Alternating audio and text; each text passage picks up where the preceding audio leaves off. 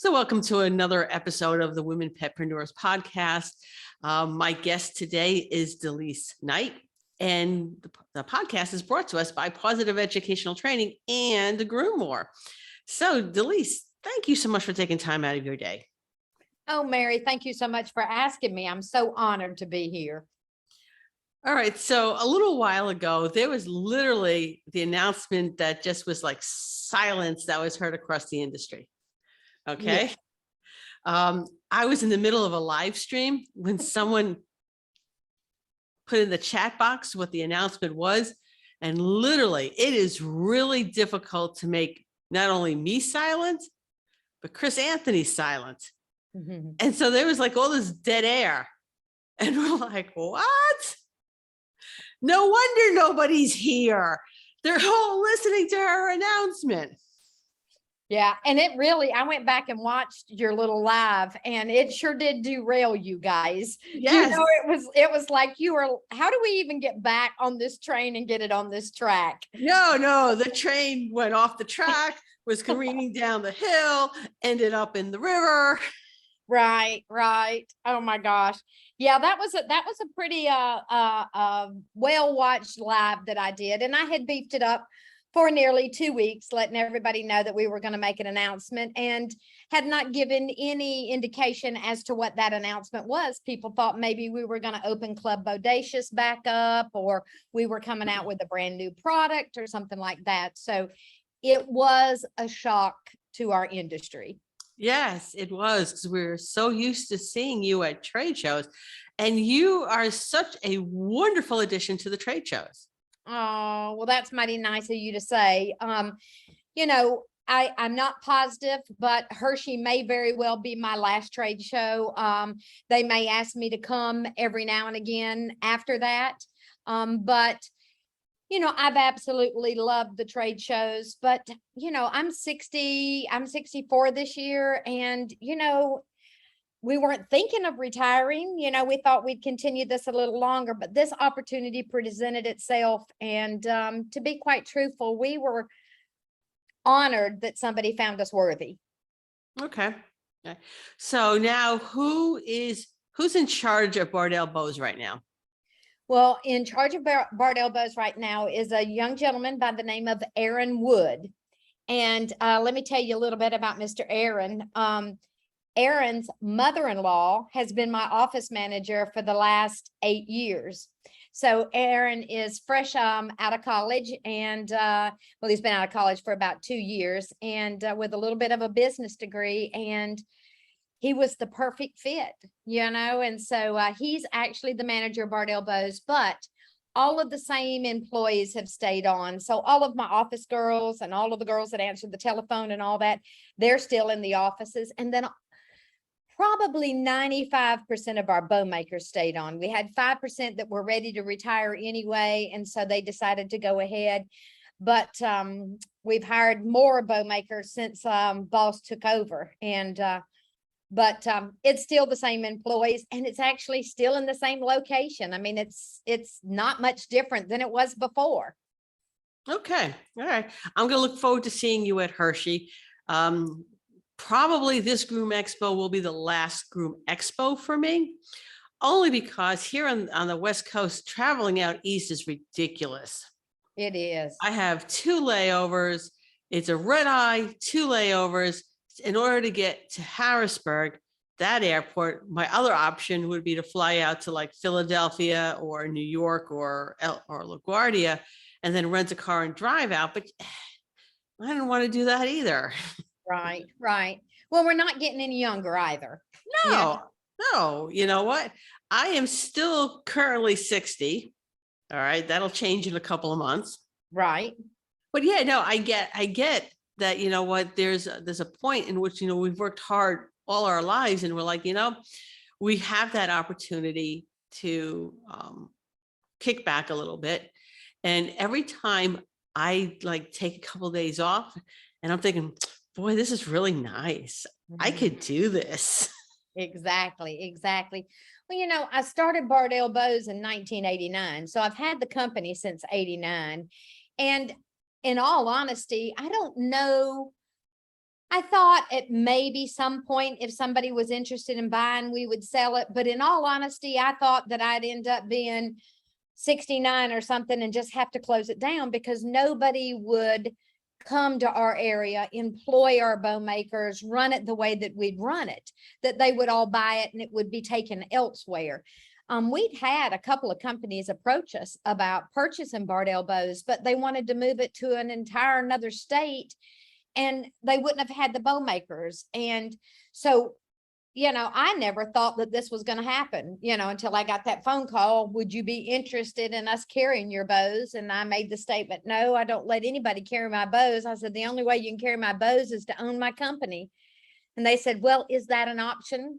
And I said, well, in life, anything's an option, But I mean, I've been in the industry a long time and I have absolutely loved this industry. You know that, Mary. You know that it is so much of who I am. And,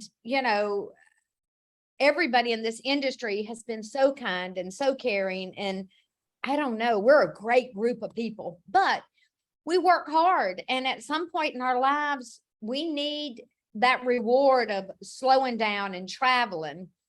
And speaking of that, we fly to Hershey on Wednesday, and then we set up the booth on Thursday. Friday, Saturday, and Sunday, I'll work the booth and I'll be in the booth. Paul and I will be same staff we always have. Aaron will be our addition. And then on Monday, we drive to JFK and we fly to Belgium. So a dream of mine forever since '89 has been to see Groom Team compete in Worlds.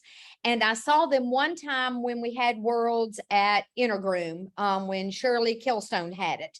And so I saw Worlds once. I don't even know if it was called Worlds, but the championship then. So we planned to go to Paris to Dijon when it was going to be in Dijon. And then of course, COVID canceled that. And so Paul said, we're going to go to Belgium. And so we are actually spending 2 weeks in Belgium. And I've got all my red, white, and blue packed. I am so excited. I can't see straight. You know what? I'm really happy for you. Oh. I think I would like to go to see something like that in my lifetime. Yeah. I've been to Interzoo in Germany. And we made a vacation out of it. And we went, we stayed in Germany. We went to the Cologne Zoo. We did their version of Six Flags. And, being in different countries and seeing different culture is really eye-opening. Oh, yeah. And you're at a point where in your life, well, we are anyway, that we are physically able still to do those things. Yeah. None of us are promised tomorrow. This last 2 years, well, the last 3 years, if we include COVID, Paul lost his sister. We lost our brother-in-law. My brother had a stroke and was in heart failure. I have a niece that was born with an unbelievable disorder. So this last 2 years have really put an emphasis on, you better do what you can do while you can do it, while we still have the energy to go and do and enjoy. Life is too short not to do that. And we have to do that. No, I agree with you 100%. Because I'm kind of like in the same boat right now. I love what I'm doing. I feel like I'm making an impact in the industry, but there's going to be a day in which I'm going to want to not do this anymore. Now, my issue, of course, will be, do I just, fold the business and say it's been a great run, or do I sell the business? And that's where it gets a little tricky, is will they have the same vision as me? And then he goes, well, they don't have to have the same vision because no, it's not longer my business. Right. So there's that whole letting go of. Yeah. And definitely not an easy task. No.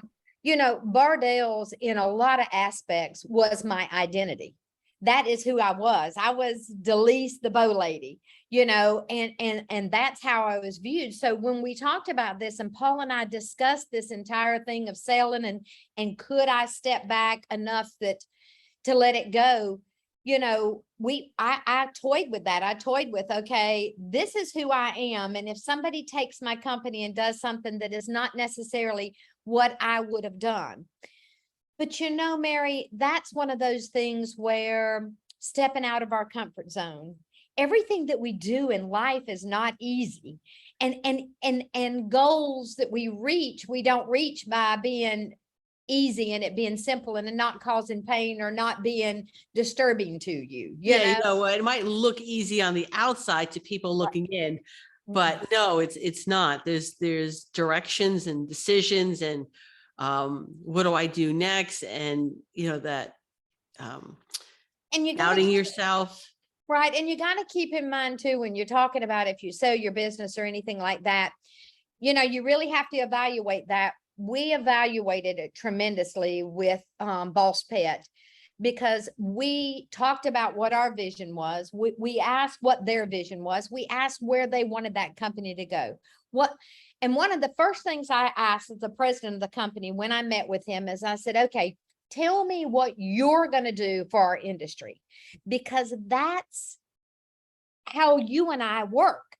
Yes, we have done things that have been productive for us, that have helped us with the salary, but our mindset, your mindset is just like mine. We want to better this industry. That is it in its entirety. We want it to be better. We want to help people make a living doing this. We want people to enjoy what they're doing, and we want to elevate it all at the same time. Yeah. You know, no, I just personally believe that, you know what, we need to leave the industry better than what we got it at. That's exactly right. We need to do that with every aspect of our lives, anything and everything. We need to be able to leave it better than we found it. You know, our environment, you know, when we're talking about recycling and stuff like that, everything in our lives, that should be the motto that we live by, is that we left it better than we found it, or that we contributed to it in some way, you know. All right. So I know you're a lot like me in the same respect, is that, yeah, maybe I don't work for the company anymore, but it doesn't mean I'm sitting here sipping on a cup of tea and Exactly. twirling my fingers, you know? Right. Right. So what are you doing now with that spare time that you have? Well, in actuality, I've not had any of that spare time yet. I'm waiting until November. The transition has been a little tricky because this is their saying, the company's saying, and it's so funny. Chris and Aaron and all have said, Delise, we need to download everything that's in your mind so that we have it. Well, the problem is we can't find a place to plug a cable in to download. So they're having to pick my brain. And so much of what I've done with Bardell's over the years, when we're costing out materials and all of that type stuff, is stuff that is inside my head. It's not written down anywhere. So I'm going to say something right here. Is if, Mary, you ever think about selling your business, or anybody ever thinks about selling your business, put what you do down on paper, have some type of spreadsheet on what you're doing, have detailed breakdowns of everything that you're doing, so that when they get it, they're not at a loss, because they've had to pick my brain. And oh my God, see, that's called the Standard Operating Procedure Manual. By the way, I teach that class. Well, that's very good. I should have took it. So, but that's it. There is so much on in what's up here, right, that, you know what, if I decide to sell, as opposed to just simply closing down the doors, then I want to sell. I don't want to spend a year trying to train somebody to do what it is that I'm doing. Right. I would just like, you know what, if you're smart enough to buy this business, you're smart enough to go through this nice manual that I put together to you. Read that first. And if you still have questions, come back to me. Yeah. When we started to have our house built here, so we bought the property and then we hired a company to build. And the first thing they gave us after we signed all the contracts, they gave us this 111-page manual, and they told us to read it. In fact, don't call them with questions until after we read it. Wow. Because, and I respect that. I truly respected that, because, you know, I'd be reading through it and I'd be thinking, I have this question and it's answered and it's right there. Okay. And, you know, when you call up and get the secretary on the phone and, you know, you identify who you are, you're like, all right, before you ask your question, did you read? Yes, I did. All right. Because If not, I am sure she had a little cheat sheet Oh, I'm on sure. what the topic was and what page in the manual that was answered.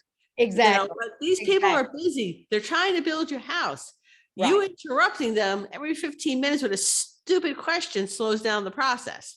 Exactly. And they've had that question time and time again. So Oh, hence the manual is quite easy to write because you know what the questions are going to be. yeah, no, it actually really is. And I thought it was really great because it literally took me through the entire, I still have it. It took me through the entire process. Build. What goes into building the house, when they wanted us to come out and why they were having us come out at this particular junction before they went further, which was really good because there was a little bit of a miscommunication because we wanted the blown in insulation and they had it down for just putting up the batting. the batting. But we came at the time and they're like, oh, hey, because we saw the batting there. I says, no, we want blown in. And we're like, this is why you're here. Because we are just going to bring this to another site and we're going to put the blown in. It's going to add a little bit more to your price. And we're like, that's fine, but that's what we wanted. We wanted the blown in insulation in this house. Yeah. Yeah. Well, that manual really, like I said, if you ever think about ever selling, of course, I never thought that we would, or I never thought this opportunity, but it would have been nice to have all that's in my brain down on paper, But when you're talking about what am I going to do? Well, Paul and I really want to travel. We have a fifth wheel. And so we love to camp. We call it glamping, not camping. And so we want to do that a lot. And then we have a couple of trips scheduled to go to England and possibly back to Italy next year. So going to do that. And then they have asked, boss has asked me to continue doing some of the things on the Facebook. And you know how much I love to do my motivational Sunday mornings and stuff like that.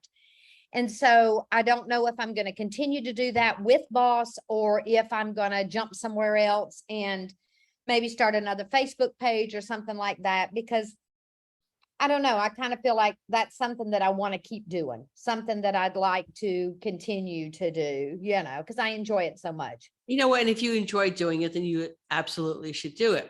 One of the things, and I'll tell you what really pushed that whole, at some point I am going to retire, and it's probably not all that far off. Really first started with Frank Rowan's son. All right. When Debbie and Dan announced they were retiring, and we're like, what? You can't retire. And then you announced it. And then I'm thinking, you know what? This is the whole circle of life thing. All right. So I have been giving that probably more thought than I have in previous years as to, there's going to be an actual end date. And what do I want to do? So you mentioned the fifth wheel, right?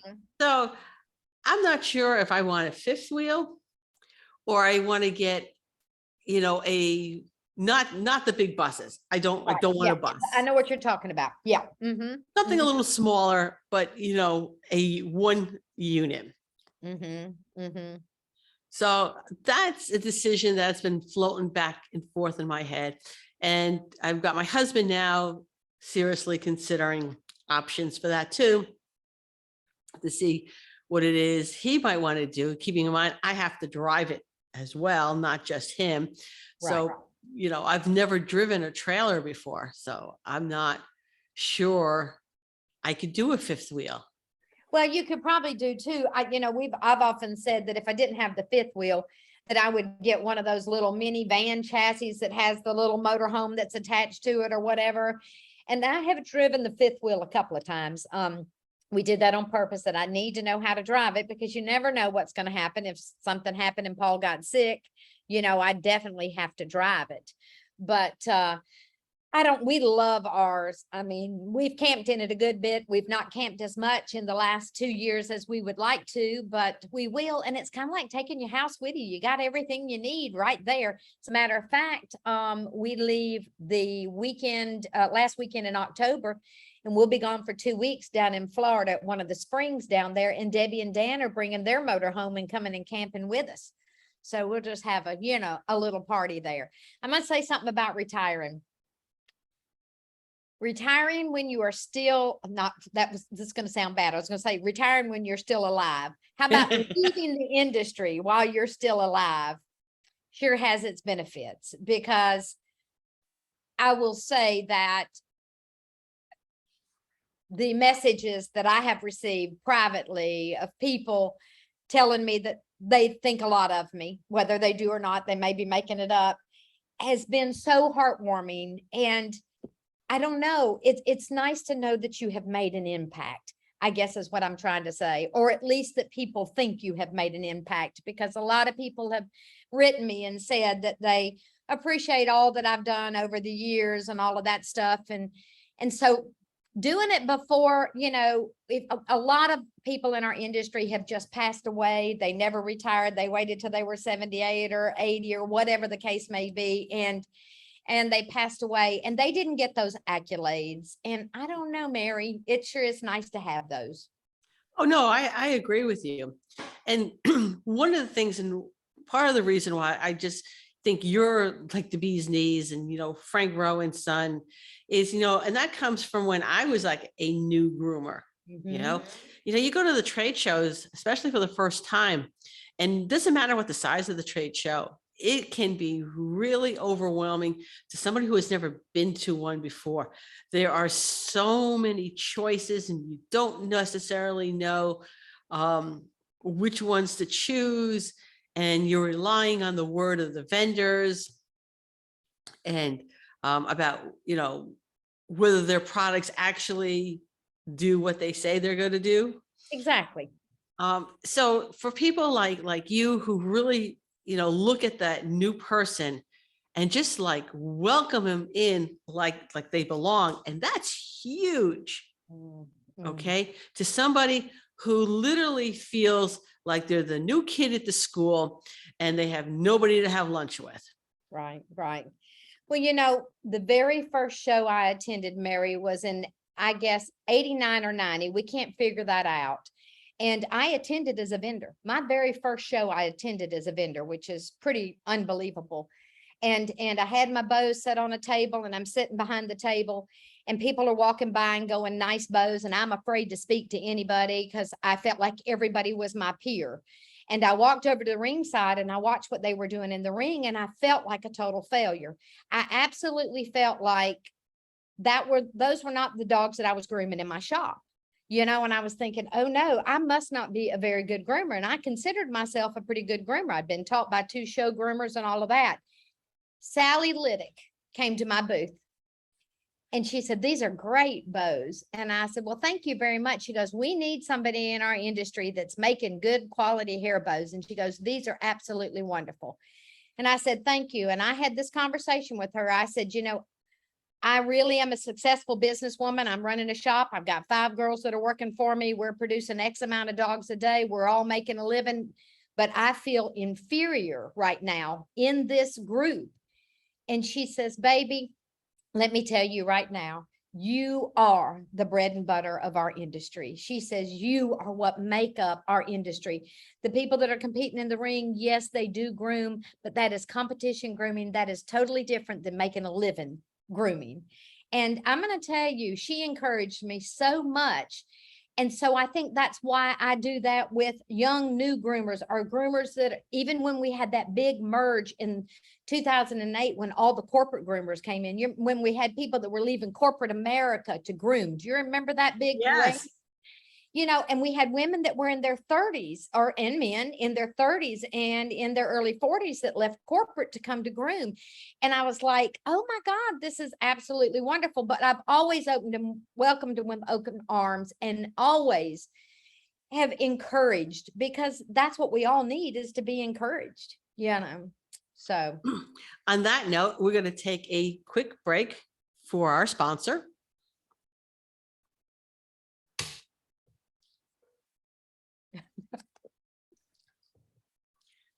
And thank you, Groomer. We appreciate you. So I remember that in and around that 2008 period. And I think that was when a lot of people lost their jobs. All right. So they were being laid off. Now, there were some really good companies like IBM and stuff, that when they laid off people, they got an education package. And so they could use it to be trained someplace else. And during that time, one of my clients thought she was going to get laid off. She was from IBM.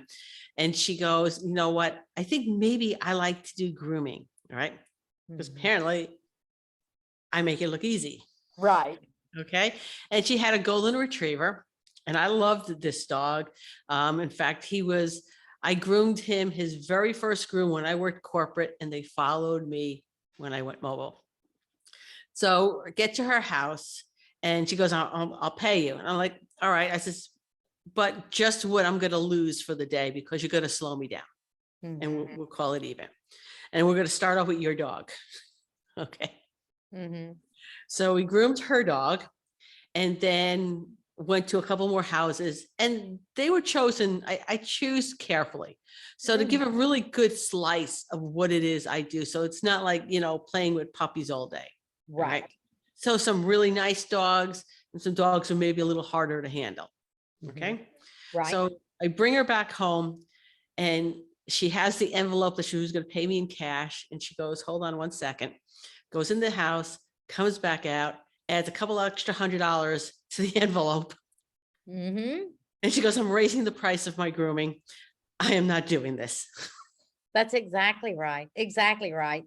I mean, people don't have a clue what we do. I think COVID really helped the groomers. I really do think. I think COVID gave us an opportunity to show our worth and for people to appreciate what we actually do.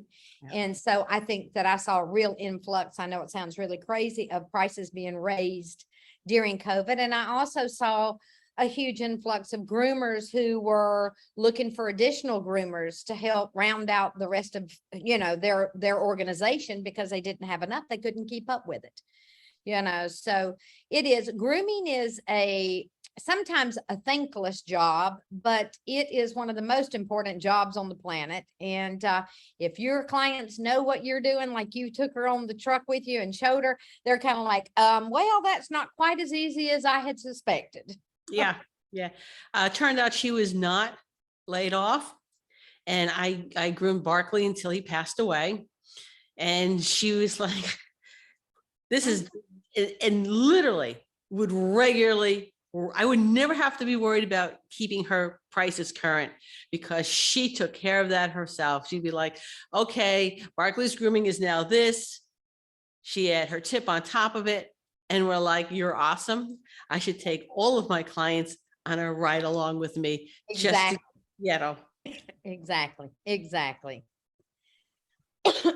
Because I tell you what, like I said, once they really see what you do, or what we do, they're like, that's not nearly as easy or as fun as I thought that it was. Yeah. I was really happy to see like a lot of groomers, raising their prices significantly, not even like $5-10. They're like, you know what? We are so undercharging for what it is that we do. Right. And we've done that for a long time. We really have, yes. we really have. And right now, there's an issue with supply and demand, as we all well know, and those prices are going up on a lot of products. And you have to recoup that. They do it at the grocery store. They do it at your hairdresser. They do it everywhere. We need to do the same thing. When inflation or whatever it is, when prices start going up on the equipment that you're using, or your rent, your water, your electricity, whatever the case may be, somebody has to pay for that. That can't come out of your pocket. That has to come from your customers. So you have to increase your prices. Yes, it's, your business is there to support your life. All right. You are not there supporting the business, because you can't. That leads to burnout. Right. And here's my other big thing that I don't see a lot of groomers doing, is taking a vacation. And that's something with Paul and I, when we would do the trade shows. And I think the year before COVID, we did 13 trade shows that year. And Paul and I always tacked on 2 days before and 2 days after, you know, 2 days to relax before we did the trade show, 2 days after to be able to. And groomers should do that when they go to trade shows. You should take a couple of days in advance. You're already, it's a business expense to get you there. It's a business expense for the hotel while you're at the show. All you got to tack on is the 2 extra nights, and that comes out of your pocket in a vacation or whatever that may be. But it is true. Burnout is unbelievable, and burnout will end up putting you out of business. Yes. It really will.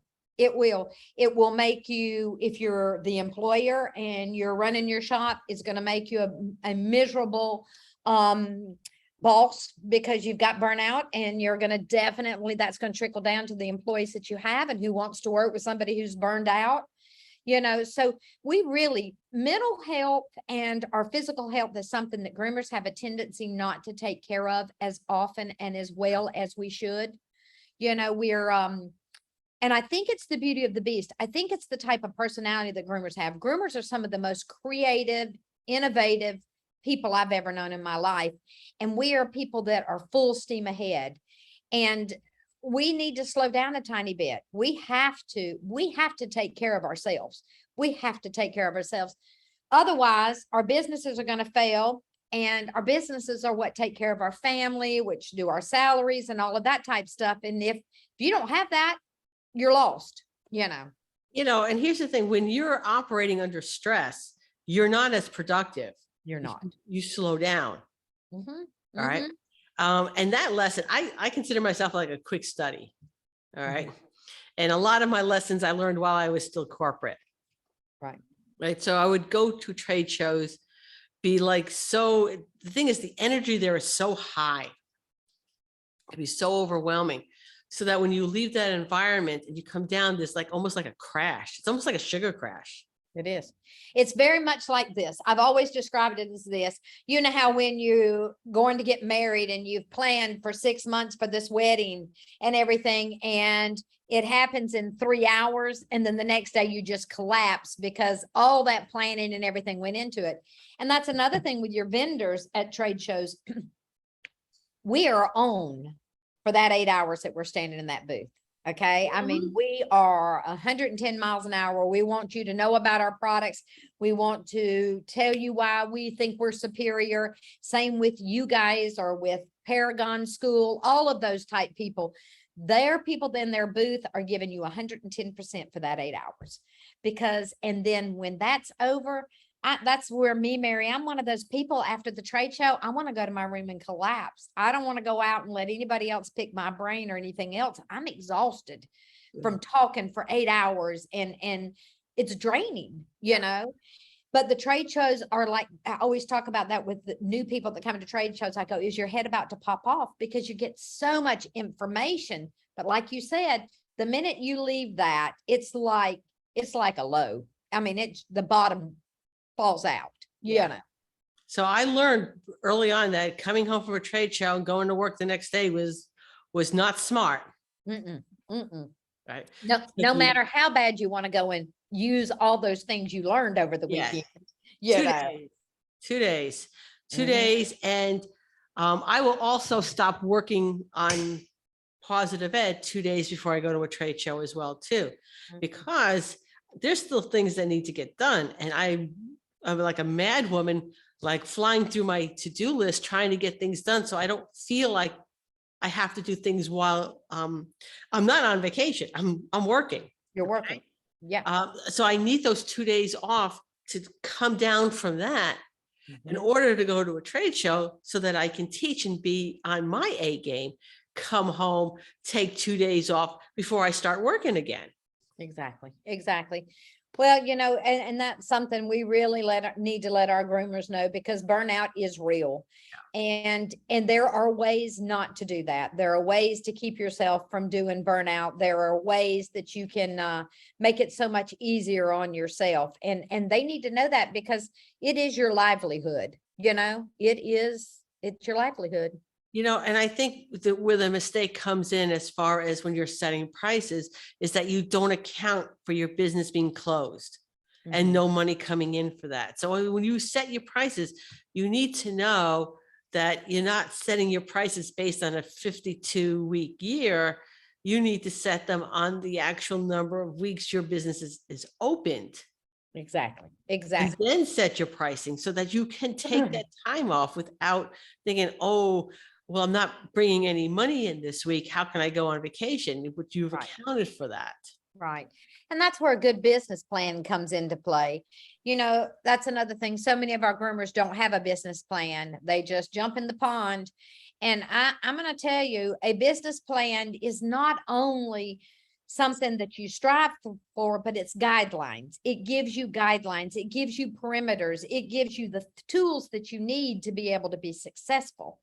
You know, everybody needs a business plan. Now, that's not to say that your business plan can't change.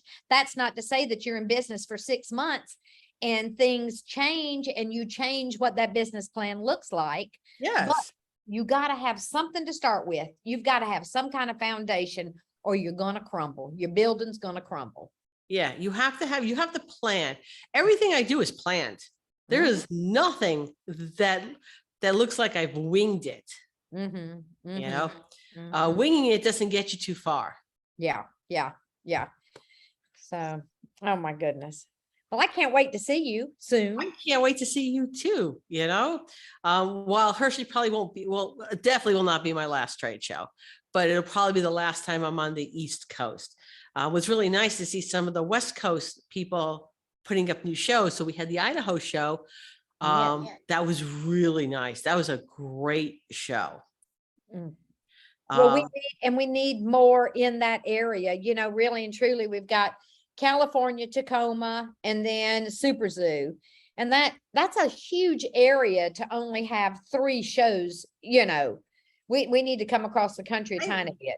Yeah, I don't think sometimes people realize just how big this country is. You know, when we traveled across so we went from Connecticut to Washington, and that drive took us about 4 full days of driving. All right. No sightseeing, driving. All right. It might have even been 5 days because we had to stop and the dogs had to pee. Okay? Right. But it's for me. So the next state over from Washington is Idaho. Okay. From my house to Idaho, it's a 14-hour drive. Right. And, you know, Idaho, Wyoming, Colorado, Montana, the Dakotas, all of that area there, you know, we have a pin board that says where our sales are, and we have sales in those areas, but they are really lacking in those areas. And of course, a lot of them, you know, the term, they're farm dogs. They don't get any accessories or anything like that. But those dogs still, a lot of those dogs still have to be groomed, you know, so that area is really lacking. Yeah. So there's, I was contacted by someone who's setting up a show in Colorado. Okay. It's needed. I would love to see someone like in the Wisconsin, Michigan area, maybe into like the Montana area, because, you know, I'm sure Montana from Idaho is still like another 14 hours. Right. You know? Yeah. Used to have in Colorado, Jeff with National used to have a show there, and we always loved going to that show. And I think there was a conflict of interest on the date one time, and so he stopped doing that show. But Colorado, I mean, there's a ton of pet groomers in Colorado. Yes. So definitely needs one. So I'm excited about more shows on the West Coast because I'm more likely to go to the shows on the West Coast. It's easier to fly out to anywhere within the West Coast. Right. Yeah. Well, and it's a long way across the country to come to Hershey or even to Intergroom or any of that, you know, it really is. So, and the only reason that going to the Atlanta Pet Fair is not an issue is because I like Delta, and Delta's hub is Atlanta. So going from Seattle to Atlanta is not a huge deal. It's not. Yeah. And it's always been Delta's who we have flown, you know. But I will say this, Paul and I were talking on yesterday, and we were talking about all the shows that we attended, and we were talking about how much of the country we have seen. And it is remarkable how much of the country we have seen because of trade shows. You know, I mean, we do the California show and we take 2 days and go to Palm Desert and hike Canyonlands, or go to Joshua Tree. Or when we do the Colorado show, we'd go on in and drive on up and do Yellowstone or something like that. And, you know, so we always tacked on a couple of days. So this industry has helped us see a lot of things that we would not have seen. We have a lot to be grateful for because of this industry, for Paul and I. Yeah, and you know what? And a good point. You know, there's things to do in the area where there's a trade show. Oh, All right. yeah. So I'm just back from Super Zoo. All right. So we caught a show and we went out to Fremont Street. And you know what? Do something. We went to the aquarium. Right. Oh, yeah. There's fun things to do there in Vegas that are not just related to gambling or anything like that. The Bellagio and that Del Chihuly exhibit that's in the Bellagio. I mean, that glass is just absolutely beautiful, that interior garden. And then there's another place that has flamingos, the Flamingo Hotel, and there are flamingos all in the yard. You could just walk. So, I mean, there's tons of things that you can always do anywhere, you know, whenever you go to a trade show. So maybe that's an option for groomers, just take those little bit of extra days. You know, they go, well, I can't because I took 2 days off at the trade show. Well, you would have taken an entire week off for a vacation. So 2 days of it went to trade show, and you've got 5 days that you could spend doing something in the area, you know. Even if it's the what I'll say, the coming down from the high of a trade show day. So you did the trade show, and then that Monday you do something in the area. Right. And that's sort of like a buffer between the trade show and work. Right. Sally Liddick used to, and they don't do it anymore with Hershey. I don't know if you remember or not, but you could come in a day early and before any of the seminars started, and she had a bus. And she'd take you out to Amish country, and you would get a tour of Amish country, and you'd stop and get some of the butter and candles and stuff. And she always had a ton of people on that bus. You know, it was part of the program. I don't know if that's something that some of the trade shows should do again, is have called Let Down Monday or something like that, where you scheduled some tours together with a bunch of folks. Everybody went to Hershey Chocolate World. I mean, we got Hershey coming up. That's free to go in. You get to ride a little ride. They tell you about how they make the chocolate. They tell you about Milton Hershey and why that town is even there, you know. And there's a water park there. I've never been to the water park. And then there's a lot of things to do right there in Hershey. Yeah. So I do recommend. I remember going to, when I was a kid, we went to the Hershey factory, which is different from what it is today. So they just walked you through the factory, and then we all literally got a bag of candy. Oh, yeah. Oh, yeah. Well, we were talking about that. I always used to, before the girls used to come with me to the show, when it was just Paul and I that were working, I'd always bring a little gift back to the girls in the office, and it was always chocolate. You know, when we went to Hershey, it was always chocolate. And then when they started coming with us to the show, then we'd always go to the Hershey factory store and ride the little ride. And then, I mean, because at that Hershey factory store, you get different kinds of chocolate. Like they got chocolate Twizzlers. You can't hardly find those anywhere. They have odd flavors of M&Ms that you can't find anywhere else. So we would go there, and they would all bring some home to their family. But this time I'm not bringing any chocolate back because I'm going to Belgium, and I'm going to bring some. Oh my God, I'm going to tell back. you, the best chocolate covered cherries I ever got. Okay. We had a layover when we were coming back from Germany, either going or coming, I forget which way, but we stopped off and had a layover in Switzerland. Oh, okay. So the airport stores in Switzerland, the best chocolate covered cherries. And I'm pretty sure by the time I got home, we were going home. By the time, because I finished off that entire box on the way home. Okay. Right. I had a really good buzz going. I bet you had a sugar high. No, they had like rum or something, brandy, or whatever it is that they had in there. And it was like not like a tiny bit. So by the time I got off the plane, my husband was like carrying me off the plane. He's like, here, hold me up. gosh. Oh my gosh. Unreal. Well, I plan on having some really good Belgian chocolate, and I plan on bringing some Belgian chocolate home is what I'm hoping we're going to do.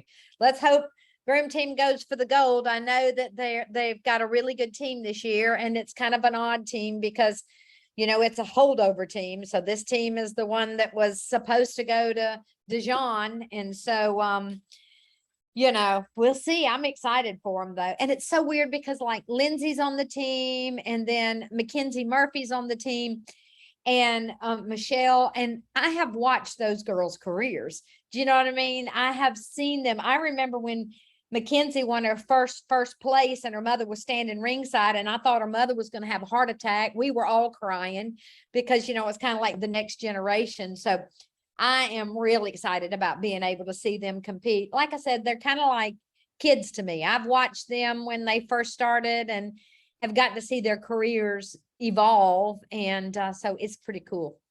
Yeah, it is. It is amazing to see, to watch, like sometimes the little kids. All right. Mhm. I can recall one of my clients who I've been grooming for like a really, really, really long time. She announces her daughter's getting married. And I'm like, getting married? Isn't she like 12? Right. And she's like, no, she graduated college. I'm like, oh my God, how long have I been coming to this house? Oh, I know. I mean, it's crazy. And then, you know, for years in our industry, a lot of the distributors would bring their children. Debbie and Dan brought Sophie, and then golly, Cheryl and Randy always brought their little daughter, and then Luther always brought his granddaughter, and then the Whitmans, they brought Sarah, their daughter, and they were all little. And when we do the Florida show, all of us vendors would buy candy, and those kids would dress up in Halloween costumes, and they'd trick or treat the vendor booths, you know. And so I've watched so many of these kids grow up in this industry, and it's like, I don't know how it went by so fast, Mary. That's another thing. When I think about me retiring, it's gone by in the blink of an eye. It I know. literally has gone by in the blink of an eye. You know, I just can't believe that I have been, you know, I've owned Bart Elbows since 1989, but I actually have been in this industry, in the pet industry in some shape, form, or fashion, pet stores or whatever, since 77. So, I mean, you know, it's just, it's unfathomable that it's been that long, but boy, have I seen some changes in this industry over the years. And I tell you what, I believe, in all honesty, and I mean this sincerely, that we are in a better place in this industry right now than we have ever been. I believe that we are on the top of our game. I think groomers are realizing their self-worth. I believe groomers are coming up with business plans. I believe groomers are taking courses that they know will help advance their careers and help them be better business people. I see it on social media. I see people working their businesses like crazy. And I also see a great awareness, something that I've never noticed before, that groomers are educating their clients. They are really taking the time to educate their clients. And that's not something that we have always done. So I told Paul, I said, if I leave this industry, I feel like I am leaving it right now at the top of its game. You And you know, know what? And I've been working with people, with groomers who, you know, realize this is a very physical job. And if they want to have longevity, you know what?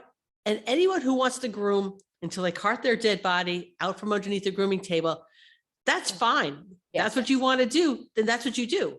That brings you joy. All right. But for those who want to leave a mark, and again, leaving the industry better than what they got it in. All right. So I have a student who's opening up a grooming school in January. All right. And I have other students who are creating programs to help other groomers. So I'm like really excited that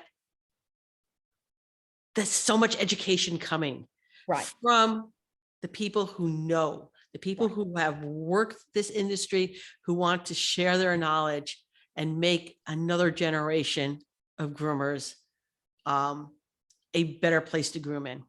Right. Well, you know, Mary, when we talk about that too, and it's true, if somebody wants to groom until they're 94 years old and they can do it, and that's what they want to do, that's what makes their heart sing, that's great.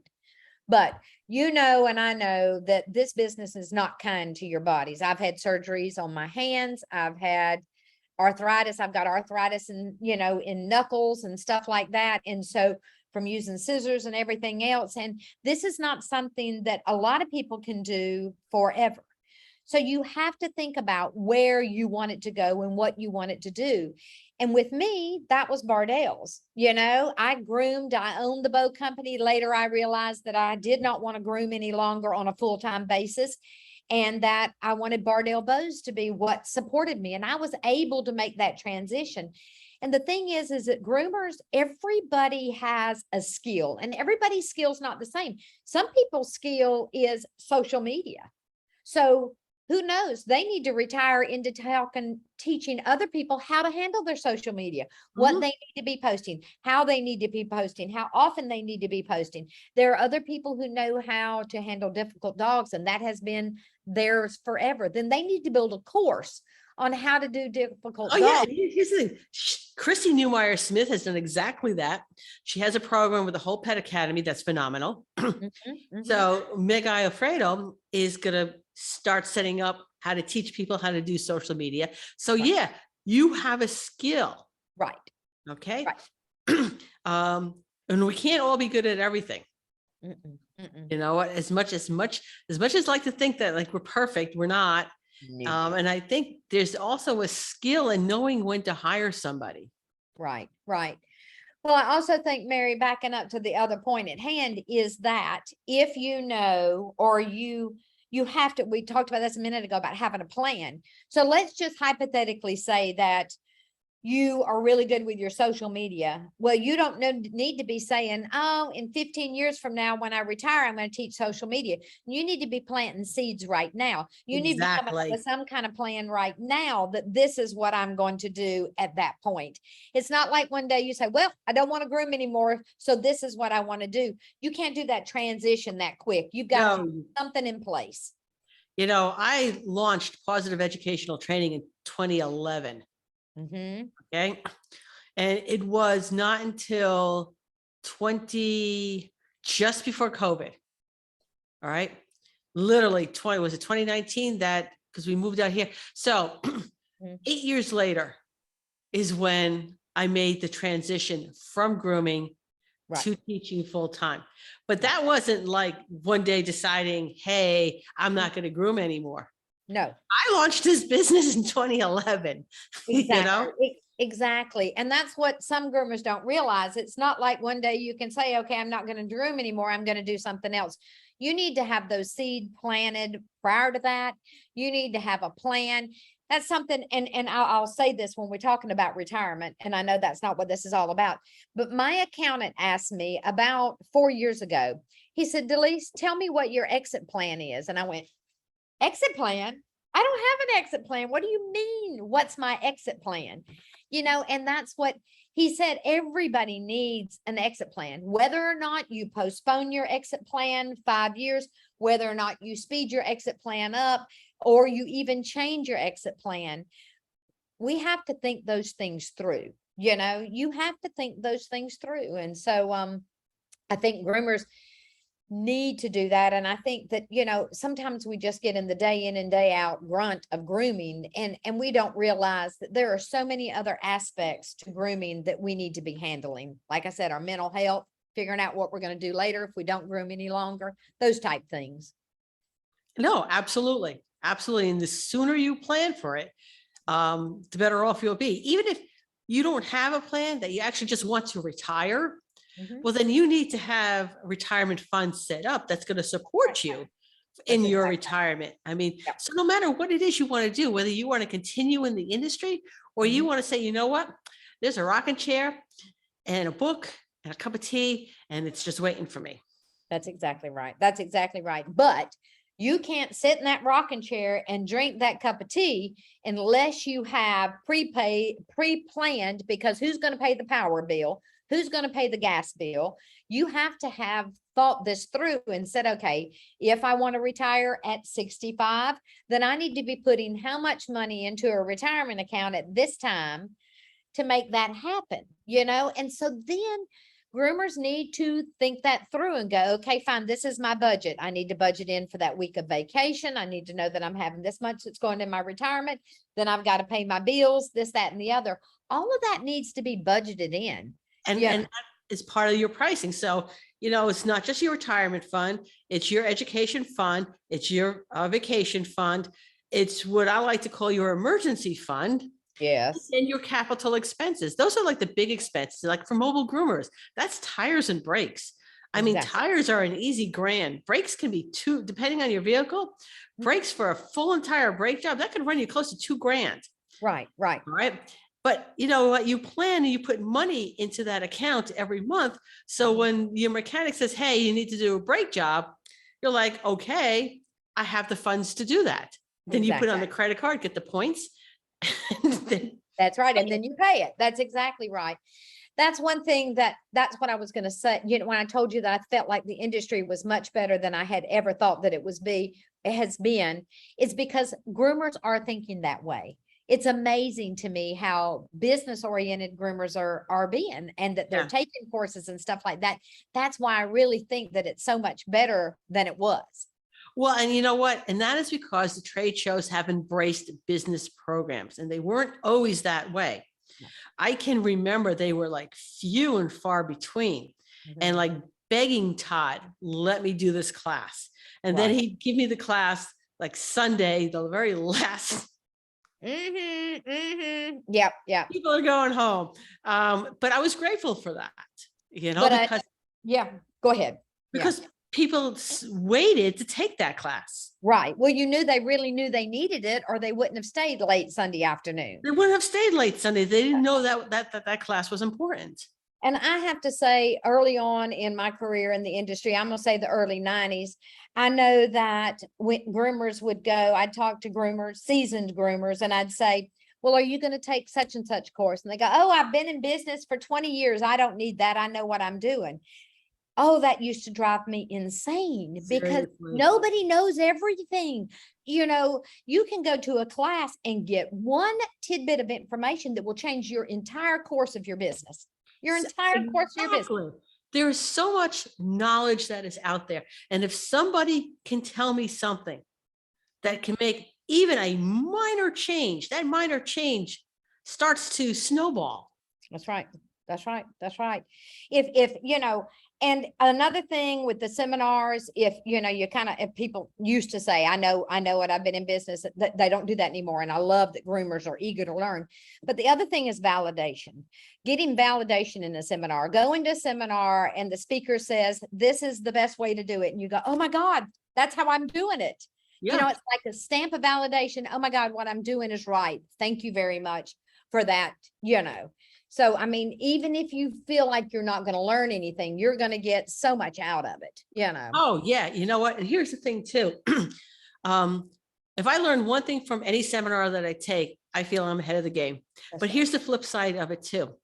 I've gone to seminars, and sometimes I realize what works for them is not going to work for me. And sometimes I will look at what they're doing, and I'm thinking, there's a big old hell no. I am not doing that, because how they're demonstrating it doesn't look right. So now I've learned how not to do something. Right. And that can be as valuable as learning how to do something. So sometimes it's your mindset going into any particular class. All right. So I can go into a class and I could have any validations there. Okay. I could go in there thinking, oh my God, I learned one thing. This is awesome. I didn't learn anything, but I'm doing it exactly like she's doing it. Okay. Right. Or, boy, I didn't learn anything, and then walk away with an attitude that I just wasted my time. That's not the case. No. I remember one of the seminar I went to really early on in my career was a Cocker seminar. And they were doing the Cocker, and she said, the person that was giving the seminar said, okay, guys, never leave eyelashes on a Cocker. Always shave the eyelashes off the Cocker. No matter what your clients say, if your clients say, hey, I want my eyelashes left on, just tell them, whoops, you made a mistake and you took them off. And I remember walking out of that saying, I had 4 Cocker Spaniels that were in the same family, and they had eyelashes that were absolutely gorgeous. And the owners did not want those eyelashes off. And I thought, that's not what I want to do. I want to make my customer happy. Grant you, this may not be by standard or anything else like that, but this is what my customer is paying me to do. It Yeah. is not injuring the dog in any shape, form, or fashion. And I'm not going to lie to my customer and say I accidentally shaved the eyelashes off of your dog. So I learned then that everybody's thought process, or things that, like you said, work in one shop may not work in another shop, or it may not be your style, or whatever the case may be. So, everybody attacks things differently, Yeah, and sometimes, you realize these are people's pets and they want them to look a certain way. Right. I had a Portuguese water dog, right? And he went from groomer to groomer to groomer because they wouldn't do what he wanted. He wanted shaggy feet. Now, yeah, shave the other thing, but he Yes. wanted Grinch feet on his dog. He also did not want it scissored. He wanted to look a little messy. Mhm. And you know what? For me, that was like easy money. Right. Yeah, this is your dog. You've just taken out a good half hour or more grooming, and you're Mhm. still getting charged Right. what I'm going to charge you. Right. Yeah, I've Um, always had the mentality about that type of stuff is I will do whatever the customer wants to do as long as it is not harmful to the dog. yes.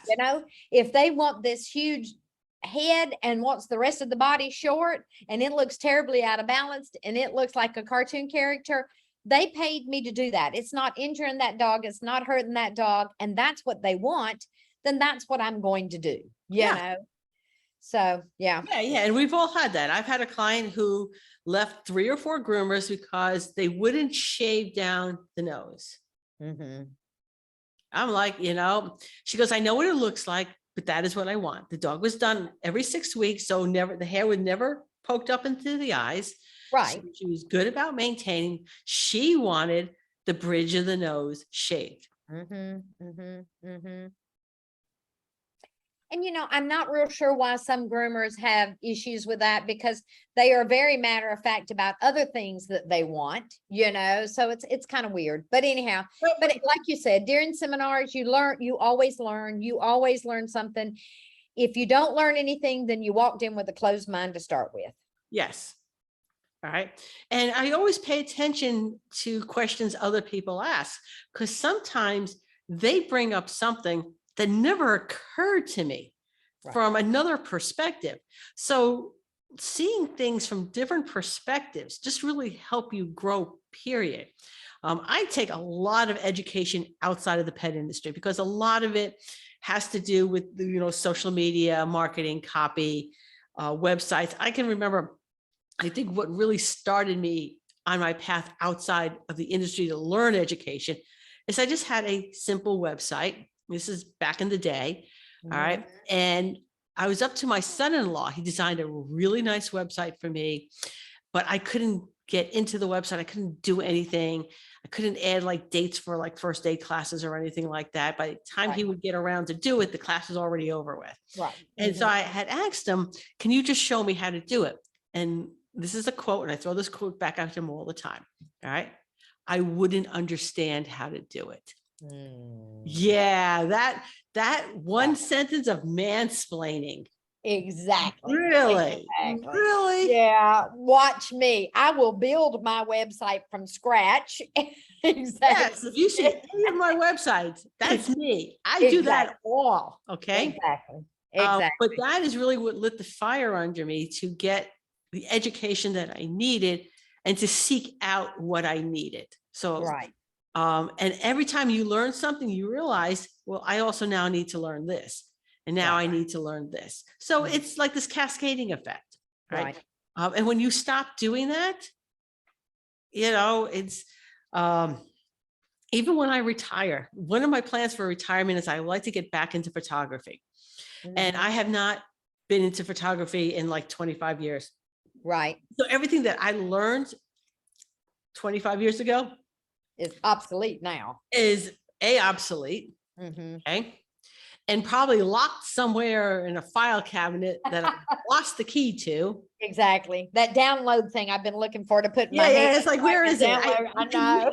I know the information is there. There, how Okay? can we get it out? How do we get it out? I mean, I had a Pentax K1000. Okay, that's a manual camera. Nothing automated about that at all. Okay, Right. all of that knowledge to actually take pictures is somewhere back here. Mm-hmm. So, but that what that means is I will, have to get education again on photography if I really want to seriously do that again. Right, right. You know, I had for years, my business did just what it did. And then at some point, Paul and I decided, okay, we want this to be our sole income. What do we need to do? We had a business plan. What do we need to do? How much do we need to make able to make it our primary income? And at that point is when I hired a business coach. I had a business coach. Yep. And it was some of the best money I ever spent, and some of it was pre-recorded, some of it was live, and I picked and choose when I could and when I couldn't. And I didn't do everything that she said do, but I implemented so many things that she told me to do and things that she knew. And she was not in the pet industry. Yep. Okay. She was in a total nother industry. And so, but businesses work the same. They work the same pretty much. The grooming industry's got a little bit of different stuff, but I'm just saying business is business. Business is business.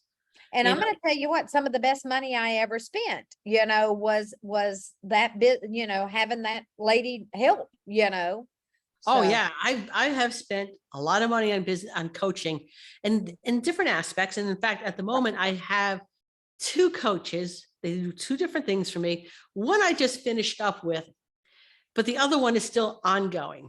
But they're helping me with things I need to know. And so they're going to get me from A to B so much faster than if I try to do it all on my own. And that is the value of a business coach. And when I finish up with this coach, kind of depends. Maybe I'll get a photography coach. there you go. There you go. I'd love to do something with gardening. When this is all said and done, I have a pretty neat garden, and we open it to the public, about trying to open it once a month. And so I love to watch things. I actually am taking a course with a lady that is doing plants that they harvest and sell, and how to start that kind of business. Not that I probably will ever do that, but there's a lot of information that would help me in my garden. And so, I love listening to that kind of stuff. I've got 5 acres here. Okay. My daughter announces to me, she says she's a PA and she's got all these medical loans. She goes, when my loans are paid off, I'm switching careers because this no longer brings me joy. Right. And she goes, I think she posted up, she said 2 things that she wanted. And one of them was landscaping. And I'm like, landscaping sounds really good. Got 5 acres here, For my Cindy. 5 acres. Exactly. You want to come here and practice? Exactly. We can do all kinds of TikToks from my yard of makeovers and all of that stuff. And honey, we can give you the basis that you need to know. This is what you I want got to a do blank canvas right here. Exactly. Exactly. Have at it. Be Whatever, Picasso. whatever it is you want to do, you Yeah. let me know. Yeah. Yeah. Be Picasso. Yes. Oh my word. Oh, I can't believe we're already up past the hour already. So Delise, thank you so much for taking time out of your day. I look forward to seeing you at Hershey. I will miss you at the trade shows, but you and I, we're friends. We will be in contact. Yes, indeed. Thank you, Marion. Thank you for everything you do for our industry. I appreciate it so much. You're enriching people's lives, and golly, what a gift that is. And you know what? Everybody join us next week when I interview another woman who's either making a difference or has made a huge difference in the pet industry.